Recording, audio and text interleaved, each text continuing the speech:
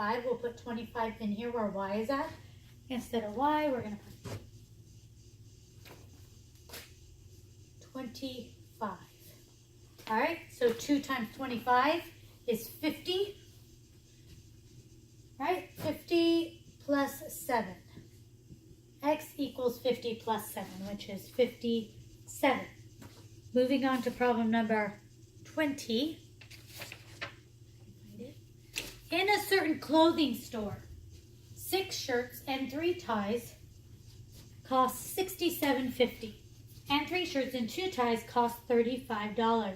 Determine the cost of each shirt. All right, so if you're buying 6 shirts, you got to multiply 6 by whatever price the shirt is, right? So that's why you say 6 shirts plus 3 ties equals $67.50, right? And if you buy 3 shirts and 2 ties, it costs $35. All right, so this equation, it's set up for addition because you can see the S's and the T's are lined up, but neither of them match each other. So what I say is multiply the bottom equation by 2, because when you do that, you'll end up with a 6 right here. Then you have 6 and 6, all right? Then you can subtract these problems with no problem. All right, so let's multiply this bottom equation by 2. That would give us 3s would be 6s plus 2 times 2 is 4t equals 35 times 2, which is $70. All right? We'll write this other equation, the first equation underneath it, 6s plus 3t equals $67.50. All right, subtract. 6 minus 6 is nothing. 4 minus 3 is 1t. So 1 tie cost, and 70 minus $67.50 would be 50 cents, $2.50. So we know what a tie would cost. Each tie costs $2.50, which is very cheap for a tie. But they want to know, determine the cost of each shirt. So in either one of these equations, I'll just erase this bottom one, where tie is at, let's use the other one. What's the other equation? 3 shirts plus 2 ties, right, equals $35. All right, we know each tie, which we just found out, each tie is $2.50. So 2, and then the ties are $2.50. All right, so we substituted. All right, so let's solve for S. 3 shirts plus 2 times $2.50. $2.50 twice is $5 equals 35. We're going to subtract the 5, so 3s equals 35 minus 5, which is 30. And then s equals 30 divided by 3, which is 10. Each shirt cost $10. All right, problem number 21. It's a ratio problem. The numerator and denominator of a fraction are in a ratio of 3 to 5. So this is your first equation. The numerator to denominator equals 3 to 5. Very simple. Now they say if the numerator and denominator are both increased by 2.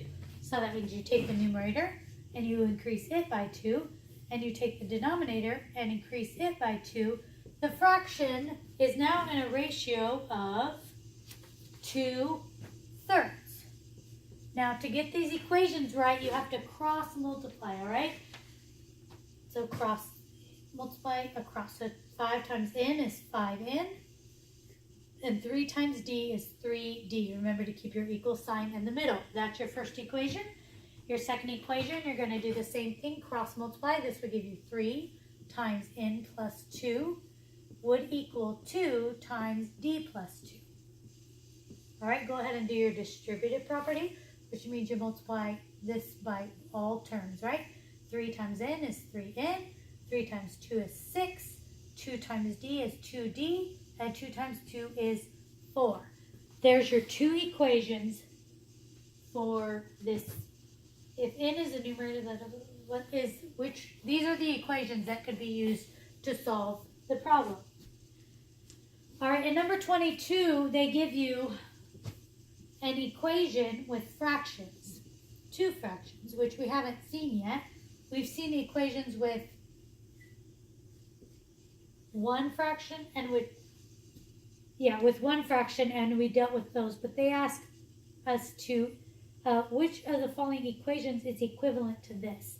All right, so remember, it still applies. Multiply by the common denominator. The common denominator of 2 and 3 is 6, all right? So 2 goes into 6 3 times. That means 3 times 1 is 3x. 3 goes into 6 2 times, making it 2 times 2 is 4y, and then 6 times 2 equals 12. So just multiply, make sure you keep your signs in the right spot, and you shouldn't have a problem. Number 23 is another word problem. $6,000 is invested in two different accounts, earning 3% and 6% interest. At the end of 1 year, the two accounts earned $270 in interest. All right, well, how much money was invested at 3%? All right, so your first equation is that there were two amount of money invested that equaled $6,000. So that means this amount, which we'll call X, plus another amount, which we'll call Y, together made $6,000. Now, they're earning interest, so it means a percent of each amount goes and saves as interest, all right? So they say one is earning 3%, which we have to put in as 0.03, and another one is earning 6% interest. At the end of 1 year, they made $270 in interest. So those are your two equations. Now, we need to get rid of the decimals. It's like getting rid of a fraction. You got to multiply by how many ever spots it'll take to move it to the back of your number, right? So in this case, we need to move it 2 spaces. We have to multiply by 100. What that does is move the decimal here, moves the decimal here, and it moves the decimal here. So we end up with 3x plus 6y equals $27,000. All right, so that's how you rationalize. All right, now we have two equations here. X plus y equals 6,000, and 3x plus 6y equals 27,000. So what I would do is make my y's match. That means we got to multiply the top equation by 6. All right, so we'll get 6 times x is 6x, 6 times y is 6y, and 6 times 6,000 would be 36,000. All right, now I have two variables that coefficients match. They're both 6y, so we can subtract because they're both positive. All right, so 6x minus 3x is 3x. 6 minus 6 is nothing. And 36,000 minus 27,000 would be 9,000. So 3x equals 9,000. So divide 9,000 by 3, which would be 3,000. X equals 3,000. 3,000 is x, which we had matched up with 3%. So the amount of money invested at 3% is $3,000. Numbers 24 and 25 go together. In the first equation, they say a boat makes a boat makes a 150-mile trip downstream in 3 hours, but makes the return trip in 5 hours. If B equals the rate of the boat in still water, and C equals the rate of the current, which of the following equations represents the trip upstream? All right, so this is a distance problem. Remember, rate times time equals distance, all right? So the rate of the boat, we are going to call B, they told us, okay? When you go downstream, that means you go with the current. So for downstream, we have to put the rate of the boat plus the rate of the current. But when we go upstream, we got to go to the rate of the boat minus the current because the current's moving against you. The time it took to go downstream was only 3 hours, but the time it took to go upstream against the current took 5 hours. They both were going 150 miles. Okay, so rate times time equals distance. So you would write this like this. Downstream would be 3 times B plus C equals 150.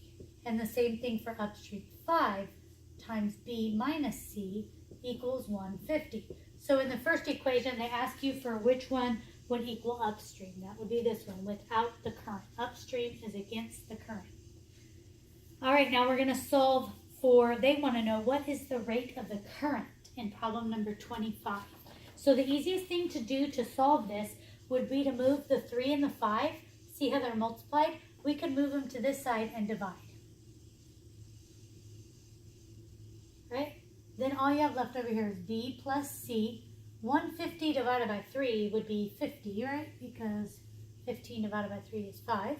And 15 divided by 5 is going to be 30. Now we have, this should be minus. Now we have this great equation right here.